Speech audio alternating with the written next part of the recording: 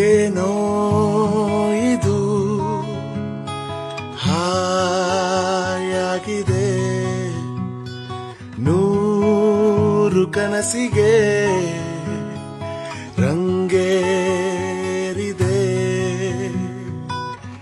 ಸಣ್ಣ ಸಣ್ಣ ಆಸೆಗೆ